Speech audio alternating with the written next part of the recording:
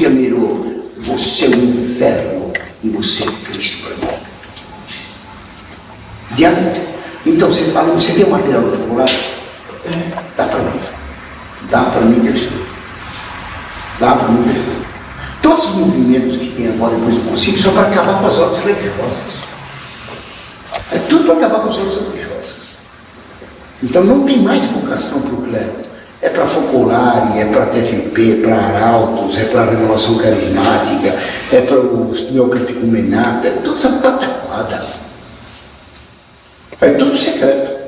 Ou o Opus Dei, tudo secreto. Não tem nada secreto, é tudo aberto. Não escondo nada de ninguém. E nesses movimentos há os consagrados, há aqueles que... Sempre não pode falar, não pode contar, só para você. Tipo assim, eles repetem a estrutura da ordem religiosa. Sem ter. Sem ser. Para acabar com o clero. Porque o Vaticano II diz que o clero e o fiel são iguais.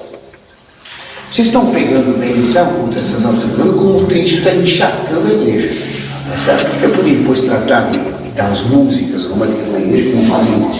Tudo bem até aqui? Bem, deixa eu dar, como nós são 10 horas, embora não mais, eu tenho que dar algumas coisas importantes. O romântico.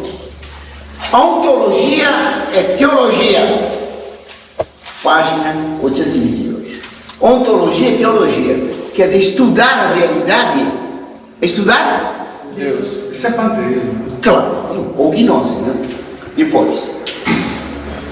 A evidência tem que ser substituída. Olha que interessante. Página 779. A evidência tem que substituir a evidência.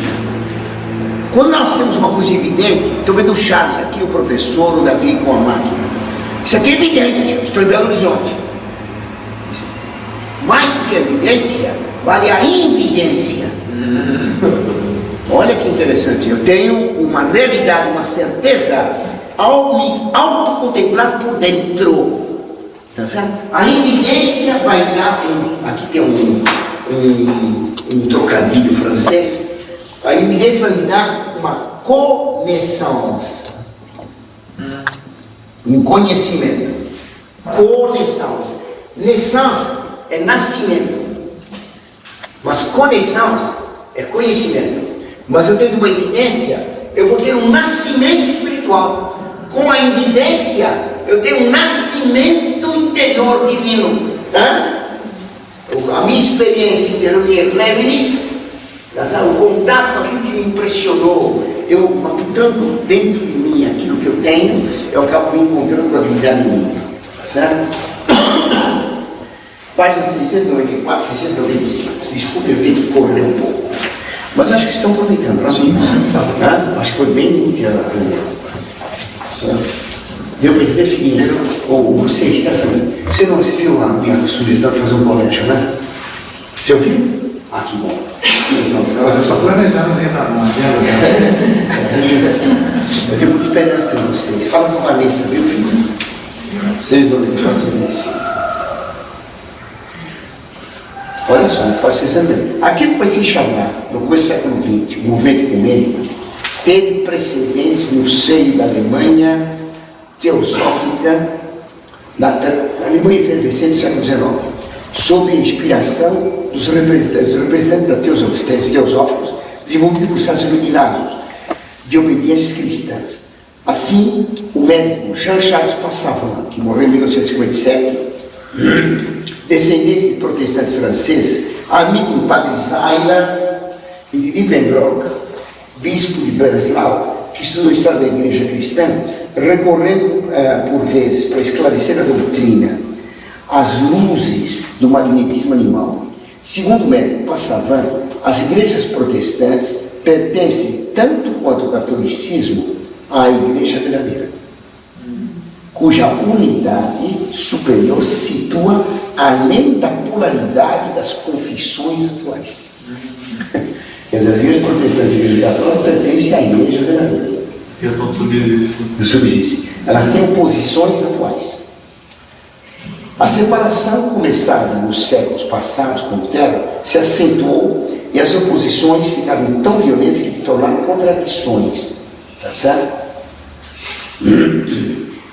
A reconciliação que começa devia transformar as contradições primeiro em composições, e essas se aparentariam como cores complementares da luz de uma única verdade mais alta.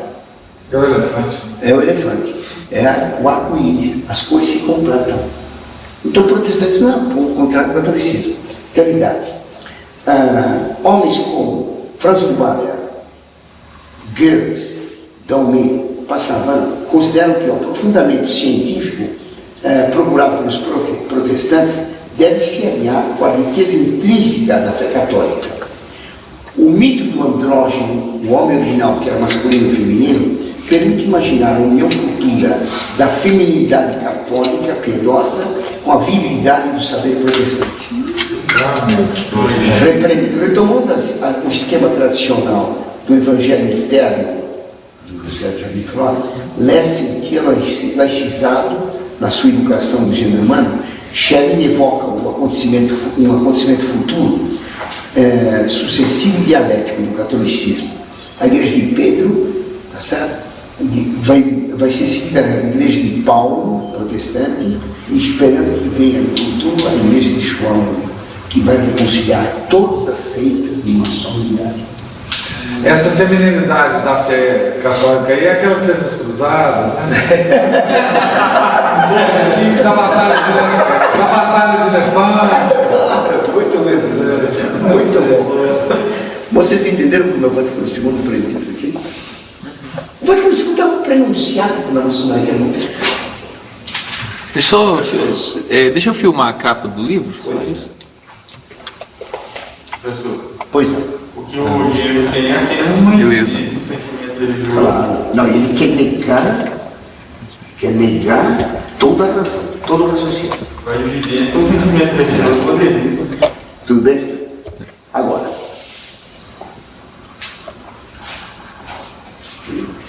Página 559. Vamos lá. 549. Esse livro aqui está todo escolado.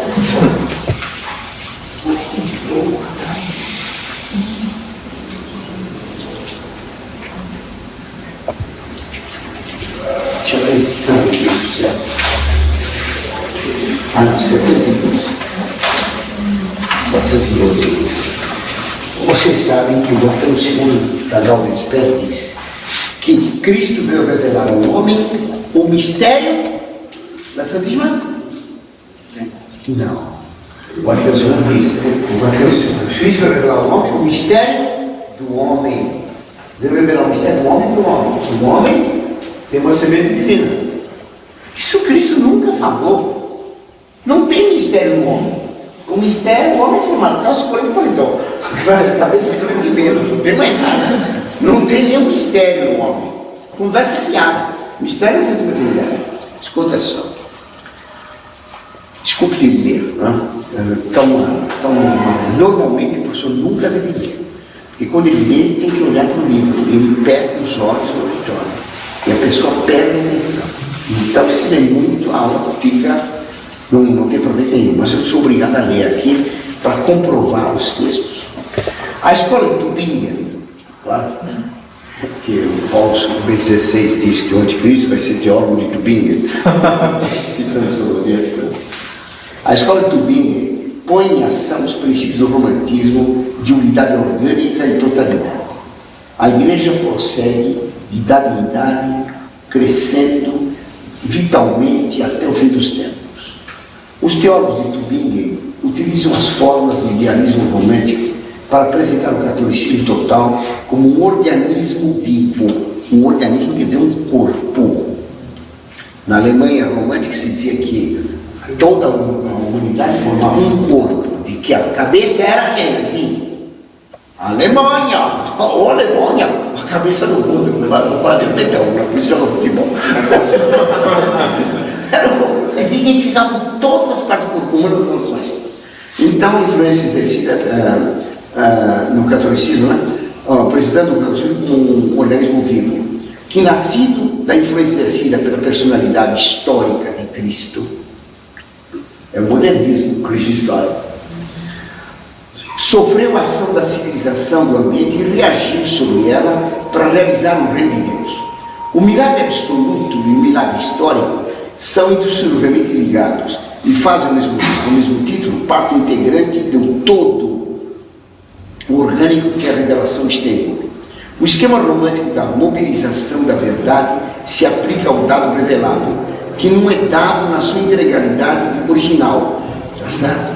A tradição católica se vê por isso num ato de intuição imediata na identidade de seus estados sucessivos. A fé católica foi dada em germe, primitivamente, deposto por Deus no seio da humanidade. Esse germe se desenvolve como uma semente, não? E pouco a pouco desenvolve suas virtualidades. Assim, o catolicismo nos torna presente o cristianismo original. Todo o resto é heresia e se acha fora dessa corrente vital que saiu dele. Uma tal dinâmica vitalista da verdade evoca os grandes nomes de Herder e Schelling. A tradição cessa de ser um agregado de tradições. Ela é um princípio de continuidade orgânica, ela é uma potência espiritual.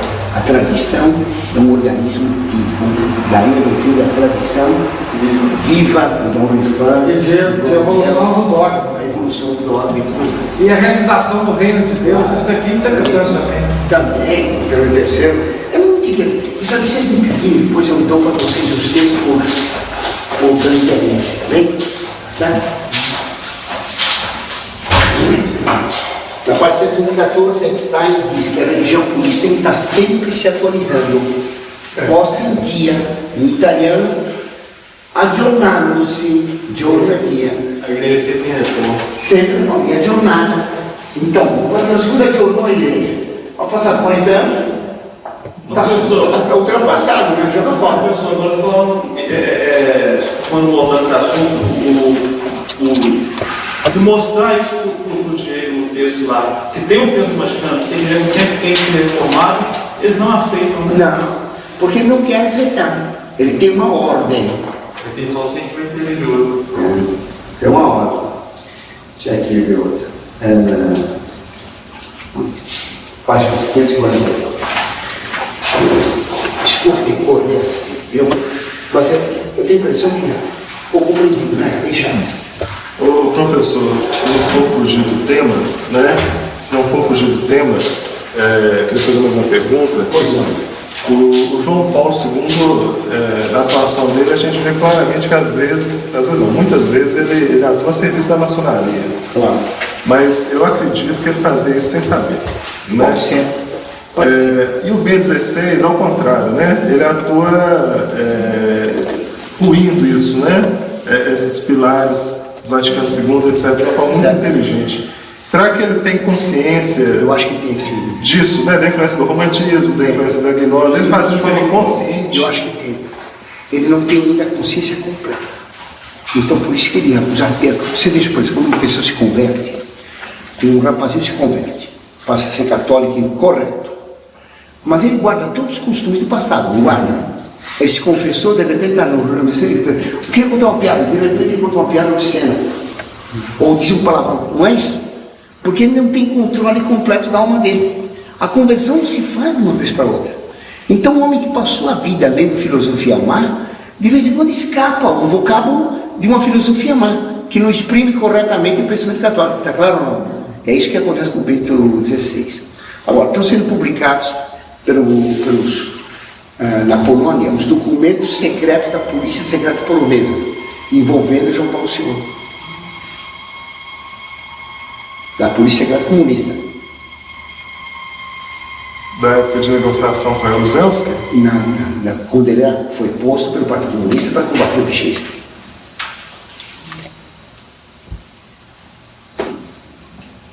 O que eu acho é o contrário, que ele foi bem ligado às coisas erradas e no fim da vida, graças ao Ratzinger, ele foi abrindo os olhos para se convertendo. O João Paulo II. No fim da vida ele toma atitudes muito contrárias que ele tomou no começo. Tá certo? É a impressão que eu vi lá uma influência do Ratzinger. O Ratzinger, ele está, como diz o Dom Felé, ele é como um homem que quebrou a perna, passou longo tempo engessado. Quando tira o gesso, o médico põe ele para falar, dá um passo. Ele dá um passo todo, põe o pé no chão, põe o pé no chão. Ele põe o pé no chão, dá um passo. Quando ele dá um passo, a família está, ele andou, todo mundo festeja. Ele andou mal, mas aquele primeiro passo do caminhante é sinal de que vai competir na São Silvestre. Ele vai correr. Claro, irmão, eu tenho a impressão que os defeitos que aparecem são defeitos, resquícios de uma vida de doutrinas massas. Você está entendendo? Eu estou entendendo, mas o que eu quis perguntar mesmo assim, será que ele tem um plano na cabeça? Eu acho que tem. E age de forma consciente? Eu acho que sim, filho, porque o que eu acho é o seguinte, esse homem é muito capaz. Eu falei ontem para você estar presente. Ninguém vai converter um homem dando um argumento. Não tem cabimento. Chega para ele, não, Papa, alguém diz assim, santidade, o senhor leu tal livro e tal, isso não tem cabimento. Quer dizer, eu acho que ele mudou por uma ação de Deus. Ele leu o Senhor de Fátima. E ele sabe qual é o desafio. O Senhor de Fátima diz, não convoque o concílio, não mude a missa. Ele foi vendo. Ele foi vendo que ele ia para o Papa. Ele ficou Papa. Ele diz que tem que agir, que ele tem que liberar a missa antiga por uma questão de consciência dele. Que ele tem que levantar a excomunhão da humanidade por uma questão de consciência. Quer dizer, ele está ciente do bem que está fazendo. Está claro? Agora, pode ser que Nossa Senhora apareceu a ele, a Nossa Senhora. Não acho isso. Não é uma aparição para um santo. Mas o Cristo apareceu para o vigário dele, entendeu, cara? Senta aí e vai fazer tal coisa. Isso é muito possível. É claro? Que ele tenha tido uma iluminação de Deus. Estou brincando com a aparição. Mas que Deus tenha dado uma graça muito especial. Eu não acredito de jeito nenhum que tenha sido uma questão de discussão filosófica, entendeu? Que ele ou foi a leitura de Fátima, meditação, e Deus dando graça na cabeça dele, ou até mesmo uma iluminação mais elevada, mais profunda, que não é discutir com o Papa, não é dando em conta a santidade. Você entendeu? Mas é um puro palpite. Um puro palpite. Entendeu? Ninguém sabe. O que nós estamos vendo, Charles, é o caso mais espetacular da história. Mas mesmo a nível pessoal, ele é uma pessoa muito melhor que os papas anteriores. Nem comparação. Nem comparação. Nível moral, Nem nível comparação. ético. Ele reza o terço. Ele reza o terço. Você já viram algum padre rezar? Andando na rua, rezando o terço? Nunca vi. O padre não reza. Só reza na igreja. Fora da igreja, já acabou a minha função, agora não vai ser televisão. Não. Vai ter jogo do Coringão. Aqui não, aqui em Minas vai ter o jogo do Atlético. Escuta só. Desculpe ler de novo. Página 549. O empirismo do iluminismo é uma epistemologia desligada de toda ontologia. Olha que interessante. A filosofia do iluminismo é desligada de toda a metafísica. É só uma teoria do conhecimento. Se o homem conhece a realidade ou não. O pensamento romântico subordina a doutrina da verdade à ontologia. Uma mutação radical da inteligibilidade. A revelação, doação graciosa da verdade se opõe à ciência, fruto de uma pesquisa laboriosa da escola da razão.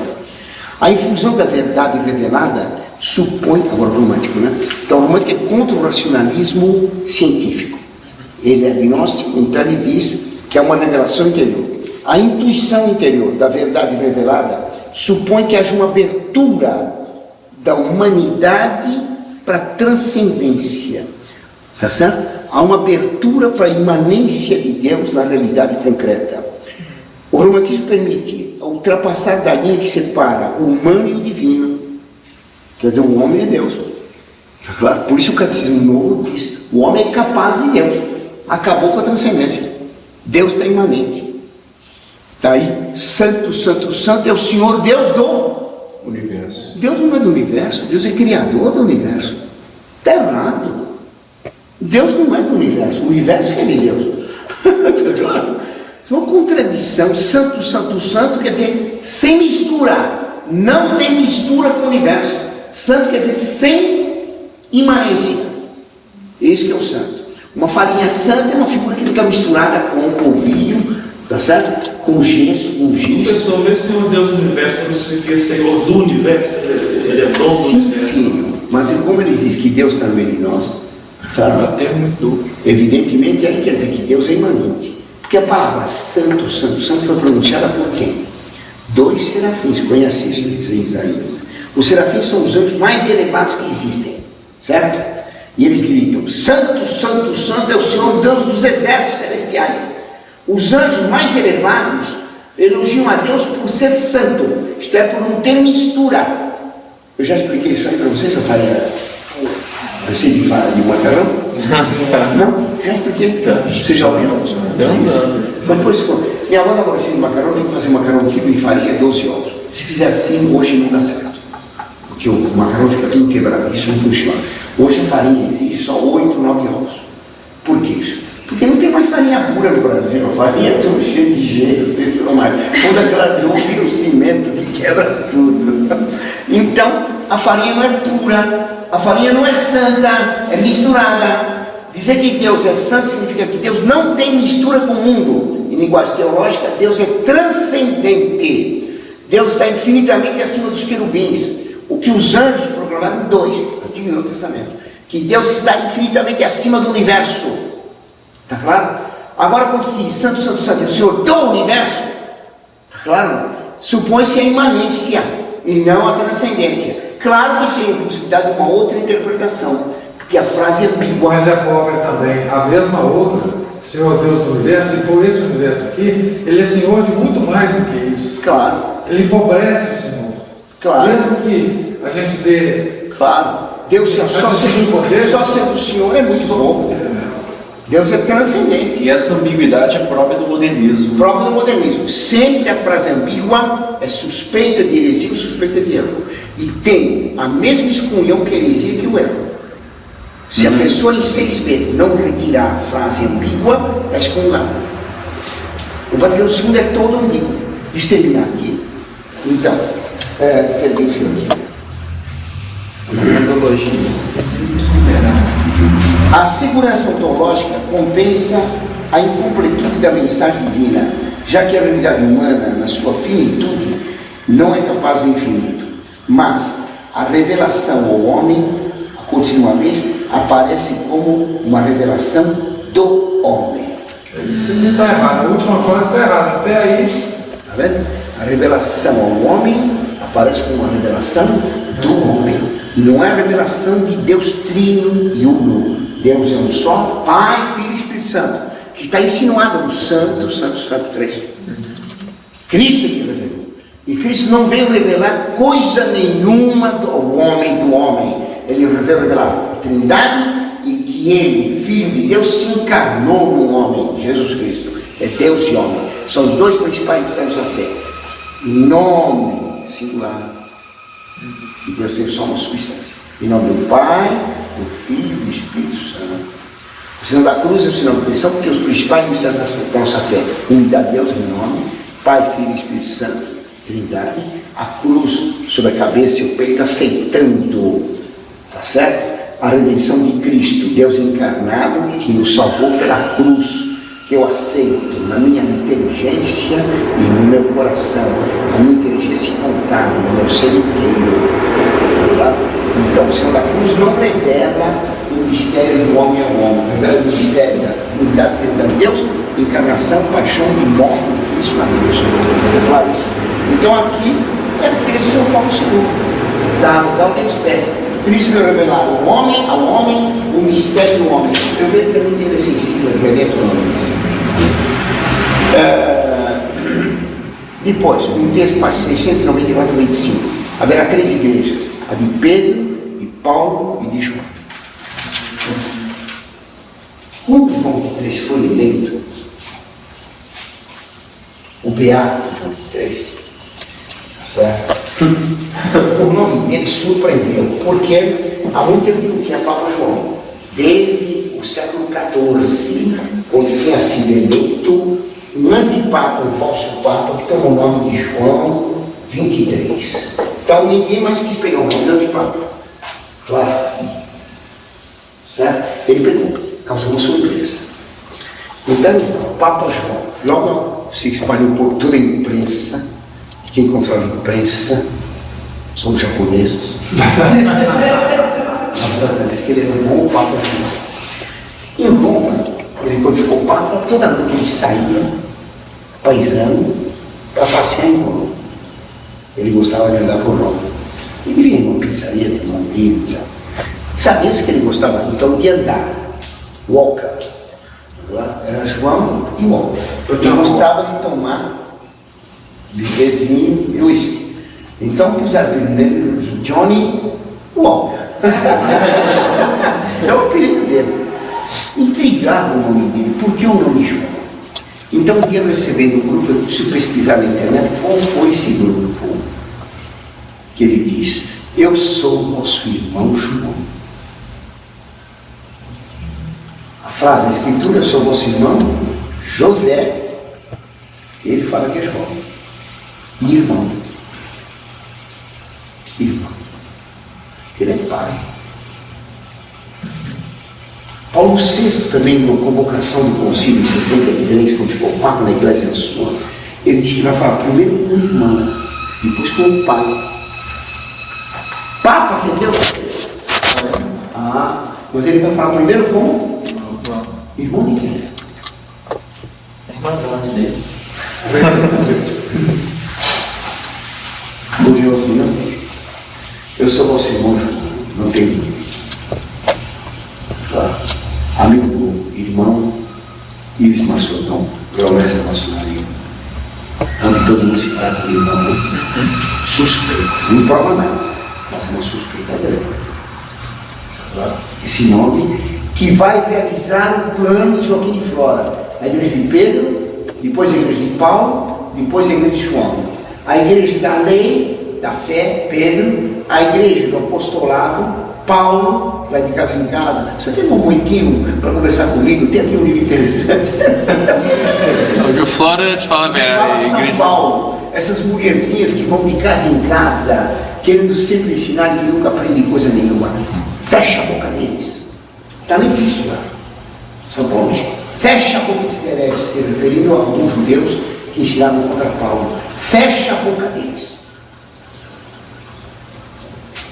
Duro, né? Tem que fechar a boca dos mundos. Cala a boca. Claro? Tem que fechar a boca dos mundos. Increpaius iure. Increpaius dure.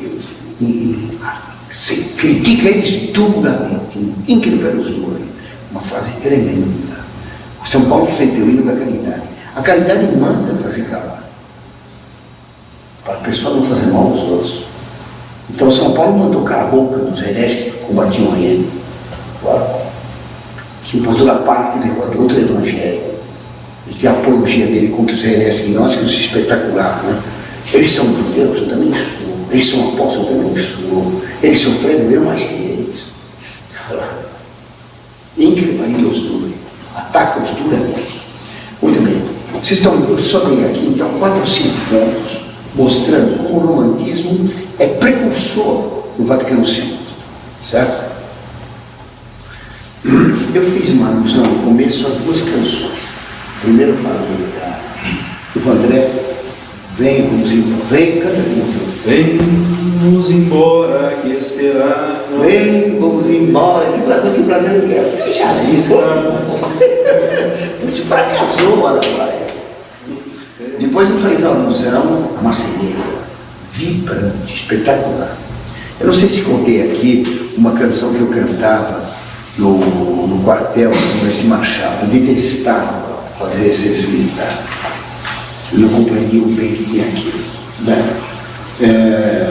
Então, tinha que marchar. Também detestava. Tinha que treinar para marchar 36 quilômetros. Já não é possível. Carregando um fuzil, 4 quilos nas costas, mochila, aquelas botas pesadonas.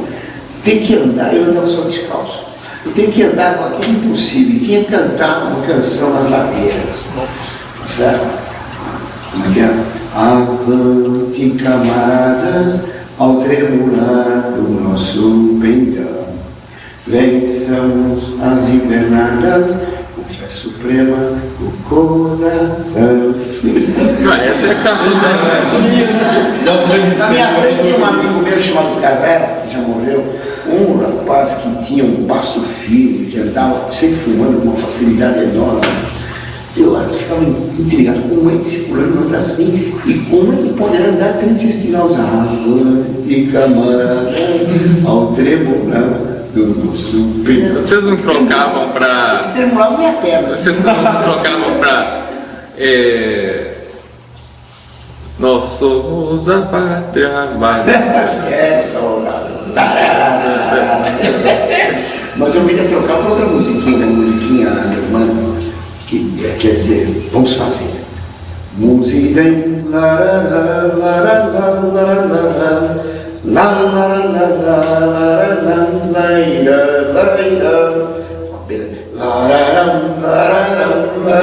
é um embolo de pistão pondo a buzina para frente. Quem canta Musidem quando é pequeno, chegando da mocidade, monta num Panzer e invade a França. Atualmente ninguém invade a França. Eu tinha uma viagem que eu fiz agora em dezembro, estávamos a 10 km da fronteira da França. Perguntei para todo mundo qual era o caminho para a fronteira, ninguém sabia. 10 quilômetros, não tinha cartaz. Levei 2 horas procurando a saída para a França. Fomos na polícia. A polícia não sabia. Quer dizer, quando cheguei na França, festejamos. Né? Então entrei num bar lá, falei que bom. Na Alemanha está tão desorganizado que não sabe nem o caminho da França. Soube lá que eles organizaram a invasão da França, mas o exército alemão se perdeu. Não encontrou a saída. Quer dizer, a Alemanha está destruída. Né? O Musidem é uma marcha violenta, muito forte. Eu fiz uma tradução aqui, uma canção antiga, não sei se eu expliquei aqui, a canção Lorena. Lorena. Eu explico só para vocês entenderem a beleza da música e a beleza da letra. É uma canção do século XVII. A canção aqui diz: passando pela Lorena com os meus tamanhos, é uma mocinha. Já contei? Contou. Já contei. Então, Mas muita gente não conhece. quem não ouviu? Todo mundo. Acho que eu não ouvi. Então, passando pela Lorena, você conhecia esse capitão? Eu lembro. Passando pela Lorena com os meus tamanhos, eu encontrei 3 capitães com os meus tamanhos. Eles disseram que era feio com os meus tamanhos. Eu respondi, não era tão feio com os meus tamanhos, já que o rei me ama com os meus tamanhos, o filho do rei me ama com os meus tamanhos. Ele me deu um presente do noivado com os meus tamanhos, um buquê de marchonete com os meus tamanhos. Se esse buquê florescer, um ramo de marchonete, se florescer, eu serei a rainha com os meus tamanhos. Se não florescer, eu perderei todo o meu tempo com os meus tamanhos. Eu achei a letra estúpida, né? Aqueles tamanhos são sapatão de madeira, não é o tamanho do nosso portuguesado. O sapatão estava na madeira desse tamanho, pesa para boca e faz um barulho. Então, a cançãozinha é bonitinha. Vamos passando pela Lorena, bebê sabor, sabor está bom. Vamos passando, daí vem sabotagem, que colocar o sabor na máquina para quebrar a mão. Vamos passando pela Lorena, bebê sabor. J'ai trouvé 3 capitaines avec mes sabots d'Odène, avec mes sabots. Ils m'ont appelé vilaine avec mes sabots. Eles me chamaram de feio com os meus tamanhos até para lá. Essa marcha foi a marcha de guerra do De Gaulle na Segunda Guerra Mundial, tocada com trombetas e tambores, é um espetáculo. Quando era moço, eu troquei e pensei que tinha feito uma coisa boa, que diz: que é muito no suspiro que nós combateremos. Jusqu'au dernier soupir, nous combattrons. Os inimigos de nosso Deus, ennemis de notre Dieu, nous combattrons.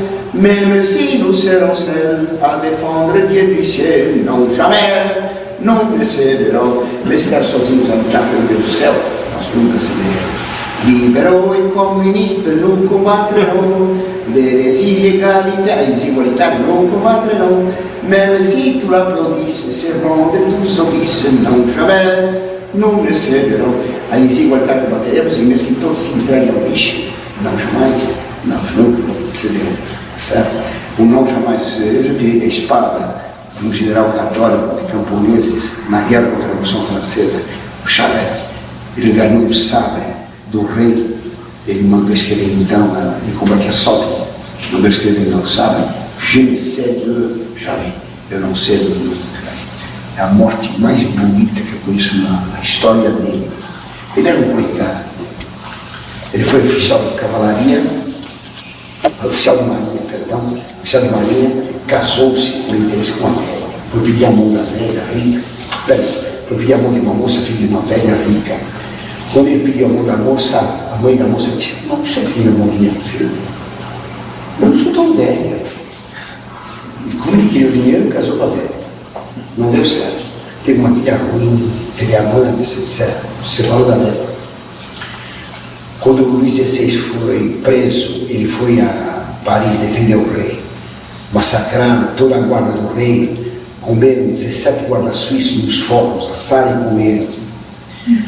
Enquanto comiam os guardas suíços, as prostitutas de Paris pegavam os soldados do rei, arrancavam as tripas, enrolavam os intestinos dos soldados mortos no pescoço, lavavam o rosto no sangue. O louco pôs fogo na capela, pôs fogo no palácio, certo? Pôs fogo no palácio e um louco na capela tocava um hino de exílio, chegou o dia da ira, o dia do julgamento de Deus. Charette estava lá e fugiu, pegou a perna de um guarda suíço do rei, tinha mutilado o guarda, ele pegou a perna e saiu correndo com a perna do guarda, escorrendo o sangue dele, fugiu, não quis saber de mais nada. Quando os camponeses se rebelaram contra a Revolução Francesa, os camponeses foram à casa dele, pedir para ele combater. Ele disse que não queria, não recebia ninguém. Invadiram a casa e ele se escondeu debaixo da cama, arrancaram debaixo da cama. Ele acabou aceitando. Vocês têm que jurar, fazer tudo o que eu quero. Jurar. As primeiras batalhas ele perdeu. Então tinha uma nobre lá que debochava dele. Os soldados dele só fugiram. Depois, quando ele ganhou, a nobre mandou um elogio para ele. Ele respondeu, fazia tanta questão dos elogios dela quanto das ofensas. Que eu acabo de escrever para um aluno meu que eu converti, que era sério, passou a ver. Escreveu agora que ele devia ter coragem. É claro. Depois eu fiz uma crítica ao negro e respondeu: parabéns, professor, agora você teve um pouco de coragem. Tá vendo? Eu faço tanta questão dos seus elogios quanto dos seus ofensas. O Charette combatia espetacularmente.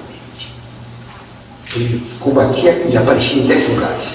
Napoleão dizia que era o maior general que ele conheceu. Ele enterrava os canhões aqui e ia combater a 80 quilômetros, sozinho, a cavalo. Chegava lá, desenterrava os canhões, tinha lá, chamava os camponeses, combatia lá, cavalgava mais 70 quilômetros e desenterrava os canhões. Estava em vários lugares.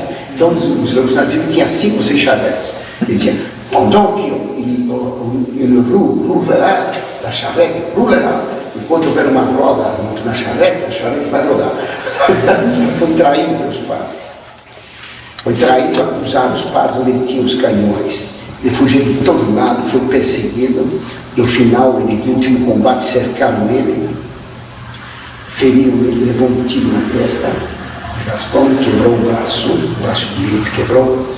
Ele caiu ferido. Um guarda alemão, um prisioneiro alemão que lutava com ele, tentou salvá-lo, começou a puxar debaixo de uma cerca, mataram o guarda, ele ficou caído lá numa clareira. Aí veio um general revolucionário e Axel, era um gigante, se jogou em cima do charrete, prendeu o charrete. Quando levantaram ele, estava coberto de sangue, e perguntaram: você é o charrete? Você é o charrete? Oui, fora de charrete. Sim, para de charrete. Ele se lavava o sangue, falava de charrete. Julgaram ele e condenaram à morte. Ele tinha medo de morrer, porque tinha muito pecado. Então, no tribunal, com a cabeça enfaixada, o braço numa tipóia, ele dizia: eu não respondia nada. Vocês estão me interrogando. Se eu tivesse preso vocês, eu fuzilava e pronto. Ele fuzila. Ele conseguiu mandar um aviso que tivesse um padre para perdoar. No caminho,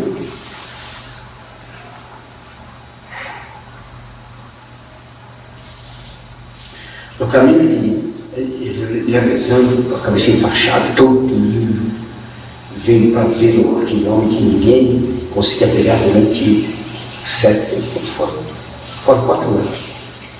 Certo? E uma janela tinha um padre escondido, e quando ele passou, o padre fez escondido em cima da cruz, ele fez em cima da cruz, e teve a absolvição. Ele foi morto numa praça de Viar. Eu estive lá para homenagear o Xangô. Tem um pequeno monumento que tem um posto de gasolina. O nome dele está no posto de gasolina, matou um som, para reserva. Os camponeses cantavam um hino para ele espetacular. Dans toutes les provinces où l'on entendit parler qu'il y a un nouveau prince connu dans la Vendée qui s'appelle Charette, vive son cœur. Chantons en pleine tête, gloire et honneur. Então, os províncias falam que é um novo príncipe que apareceu na Vendée. Esse é o Charette. Viva a coragem dele. Cantemos com toda a força, glória e honra. E daí, para toda parte, até com todas as batalhas dele, era sensacional. Não vou contar as coisas dele. Quando ele chegou na Praça de Viago, deixaram espaço, fizeram um quadrado de soldados, o povo todo assistindo. Ele ficou sozinho, então ele se dirigiu aos oficiais revolucionários, cumprimentou um por um. Claro? E depois foi para o muro, se colocou no muro, tirou a mão. Todo mundo aqui apoia. Disse, quando eu gritar fogo, vocês atirem. Assim que morre o bravo. Já fez o sinal da cruz e deu fogo. Assim que morre o bravo. Foi feita a descarga a queima-roupa. Pegou 2 balas na cabeça, 5 no coração, sabe? Várias outras no corpo. Ele não caiu. Ele não caiu.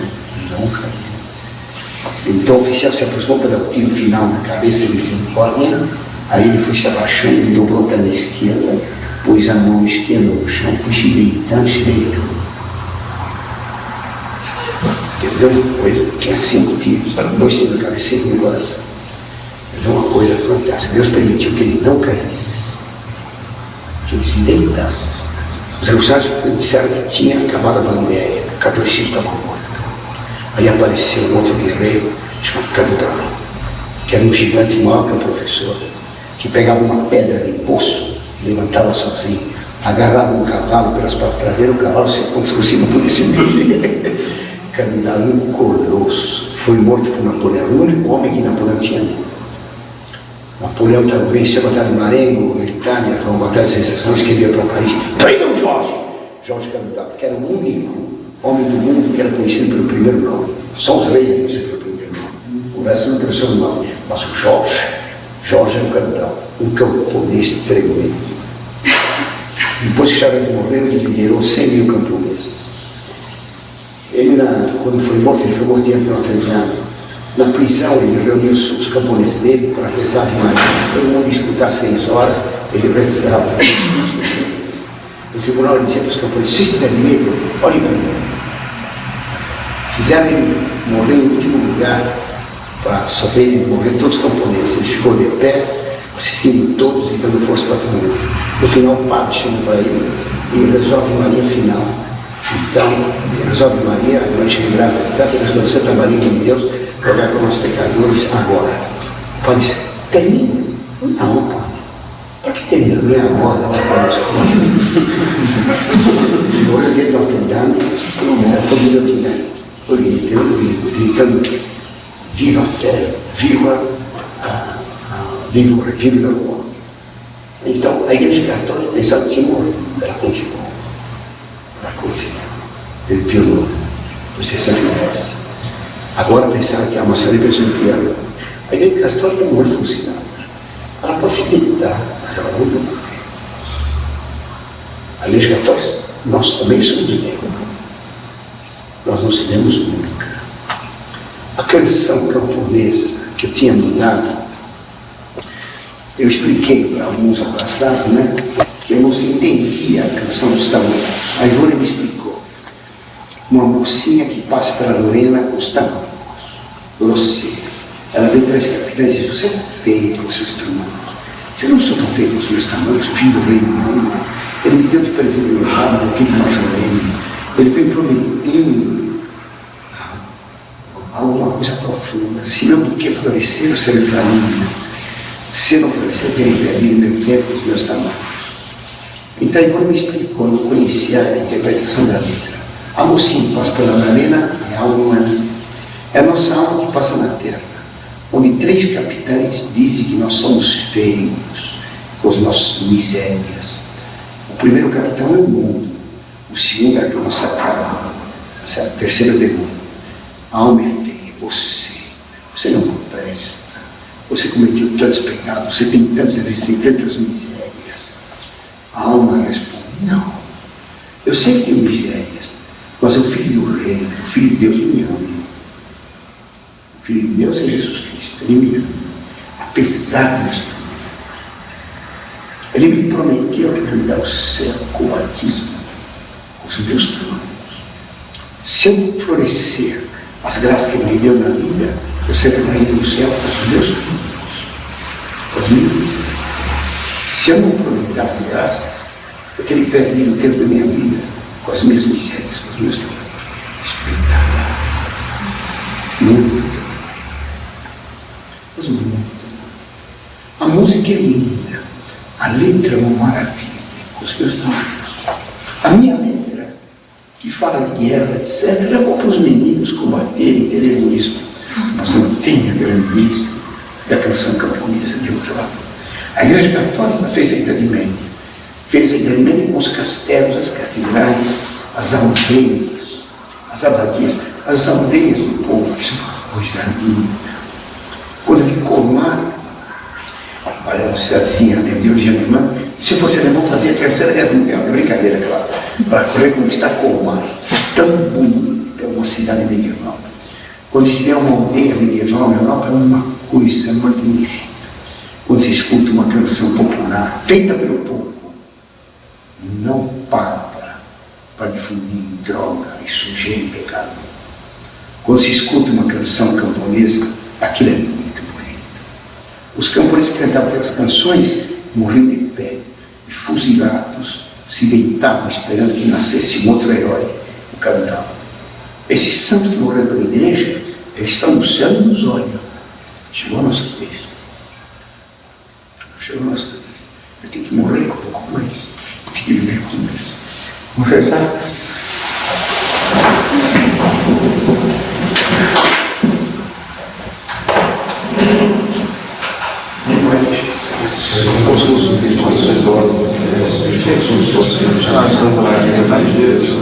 Nossos pecadores, agora na hora de nossa morte. Amém. Rogai por nós.